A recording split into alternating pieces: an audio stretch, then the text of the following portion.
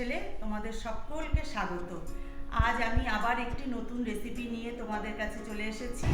আজ আমি যেটা রান্না করব পেঁপে ডালনা। এটা একটি সম্পূর্ণ নিরামিষ রেসিপি। চলো, পেঁপের ডালনা রান্না করার জন্য আমার কি কি লাগবে এখানে আমি দেখো পেঁপে ডুমো ডুমো করে কেটে নিয়েছি। লাগবে আমার আলু, এই যে আলু আমি কেটে নিয়েছি ডুমো ডুমো করে। এখানে আছে কুচনো নারকেল, আছে টমেটো কুচি, কাঁচা লঙ্কা, দুটো শুকনো লঙ্কা, তেজপাতা, চিনেবাদাম, হলুদ, জিরে আর লবণ। প্রথমে আমি কড়াই বসিয়ে দেব। এই যে আমি কড়াই বসিয়ে দিয়েছি, কড়াই আমার গরম হয়ে গেছে। এখন আমি এর মধ্যে দিয়ে দেব সর্ষের তেল। তেল আমার গরম হয়ে গেছে। এখন আমি এর মধ্যে দিয়ে দেব গোটা জিরে ফোড়ন, দুটো শুকনো লঙ্কা, দুটো তেজপাতা। ফোড়নটা ভাজা হয়ে গেছে। এখন আমি এর মধ্যে দিয়ে দেব কুচনো নারকেল। নারকেলটা একটু ভাজা ভাজা হয়ে গেলে আমি এর মধ্যে দিয়ে দেব আলু। নারকেল আমার ভাজা প্রায় হয়ে গেছে। এখন আমি এর মধ্যে দিয়ে দেব আলু।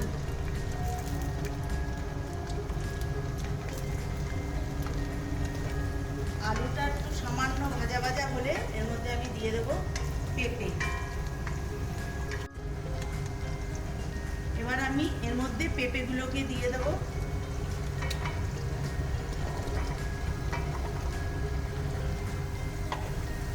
পেঁপেগুলো দিয়ে এর মধ্যে আমি সামান্য হলুদ দিয়ে দেব।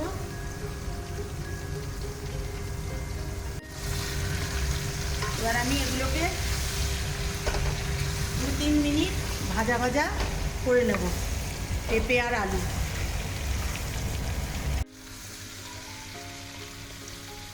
এবার আমি পেঁপেগুলোকে ভাজতে যতক্ষণ পর্যন্ত লাল লাল করে ভাজা না হয় ততক্ষণ আমি এই পেঁপেগুলোকে ভেজে নেব।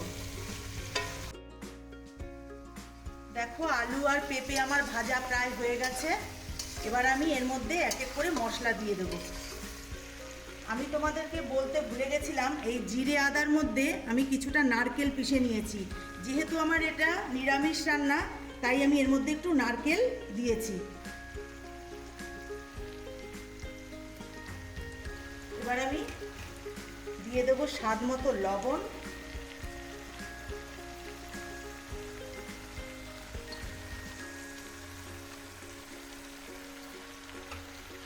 আর দেব চেরা কাঁচা লঙ্কা। এটা আমি কাঁচা লঙ্কাই রান্না করব, কোনো শুকনো লঙ্কা বাটা বা গুঁড়ো কিছুই আমি দিইনি। এটা আমি কাঁচা লঙ্কা দিয়েই করব। এবার আমি দিয়ে দেবো এর মধ্যে টমেটো কুচি। এখন আমি এটা কিছুক্ষণ মশলাটাকে কষতে দেবো। চিনেবাদাম, তোমরা চাইলে এর মধ্যে কাজু কিশমিশও দিতে পারো, যেহেতু এটা নিরামিষ রান্না। মশলা আমার কষানো হয়ে গেছে।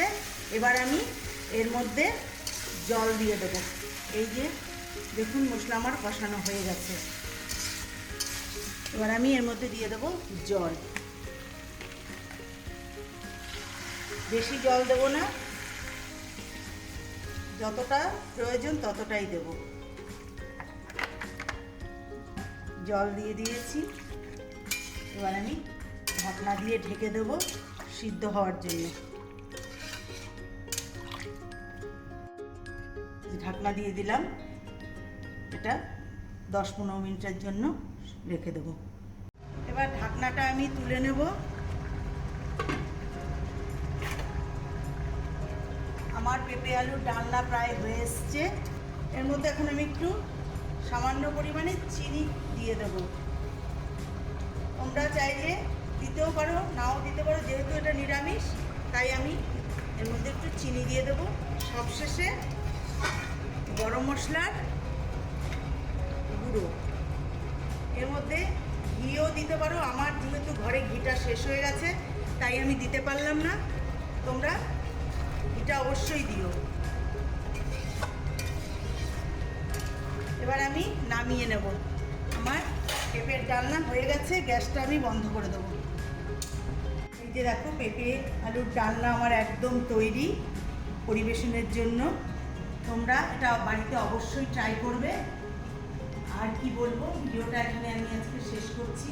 তোমাদের যদি পছন্দ হয়ে থাকে তাহলে লাইক, শেয়ার, সাবস্ক্রাইব করো। আর আমার ফেসবুকের পেজটিকে অবশ্যই ফলো করো। আর ভালো থেকো, সুস্থ থেকো।